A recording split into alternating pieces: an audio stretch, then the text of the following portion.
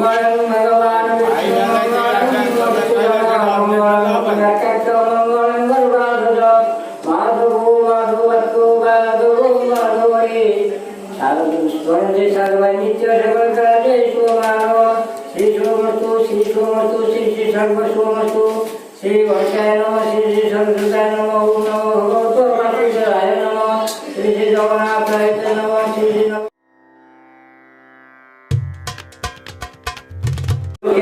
राष्ट्रफल कहला विश्व परिस्थिति नूतन वर्ष संवत्सर राक्षस ग्रह मानकर अनुधान कले जना जाए विश्व परिस्थिति उद्वेगजनित रहिब विकासशील देश मानकर प्रति विपद रही राजनैतिक शत्रुता अर्थनैतिक मांदा अवस्था देखा अजना रोगर आक्रांत हेबे बन्या बात्या प्राकृतिक विपर्य घटी बहु धन जीवन क्षतिग्रस्त है देश मानकर मध्य असंतोष वृद्धि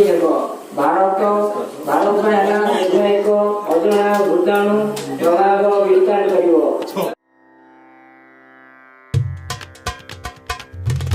ओडिशा वर्ष ओडिशा प्रति अनुकूल सरकारी कार्य संतोषजनक कृषि उत्पादन आशाजनक वाणिज्य व्यवसाय शिल्प क्षेत्र में उन्नति परिलक्षित बन्या बात्या फसल और धन जीवन क्षति होवार संभावना रही महिला शक्तिर विकास जन कल्याण निमित्त भारत सरकार ओडिशा को सहयोग करेंगे आतंकवादी दमन सरकार प्रशंसनीय है स्वास्थ्य और शिक्षा क्षेत्र में उन्नति देखा पड़ोशी राज्य मान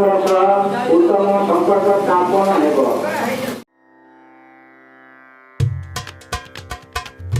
कर्कट पुष्या कर्कट यहपरि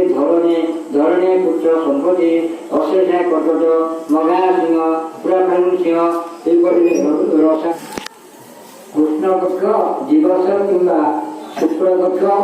राशि जन्म व्यक्ति राशि है मेष मेष द्वारा 2 आय 3 व्यय 0 स्थिति वृष 11 आय 5 व्यय 6 स्थिति मिथुन 2 आय 5 व्यय 0 स्थिति कर्कट 11 आय 3 व्यय 8 स्थिति सिंह 14 आय 2 व्यय 12 स्थिति कन्या 2 आय 5 व्यय 0 स्थिति तुला 11 आय 5 व्यय 6 स्थिति बिछा 2 आय 3 व्यय 0 स्थिति धनु 14 आय 4 व्यय 10 स्थिति मकर 8 आय 5 व्यय 3 स्थिति कुंभ 8 आय 5 व्यय 3 स्थिति मीन 14 आय 4 व्यय 10 स्थिति यापरे द्वितीय भाग शुक्लपक्ष दिवस किंवा कृष्णपक्ष रात्र जन्म मेष 8 आय 3 व्यय 5 स्थिति वृष 2 आय 6 व्यय 0 स्थिति मिथुन 5 आय 5 व्यय 0 स्थिति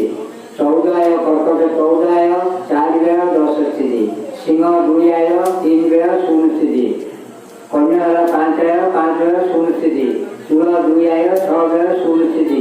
बिछा 8 आय 3 व्यय 5 स्थिति धनु 11 आय 5 व्यय 6 स्थिति मकर 14 आय 3 व्यय 11 स्थिति कुंभ 14 आय 3 व्यय 11 स्थिति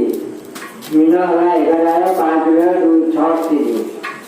यापर आरंभ प्रमाण करवा वर्ष आरंभ ताम्रगड़ा केरल रही पार्वती घाटे शेष मेष 17 दिन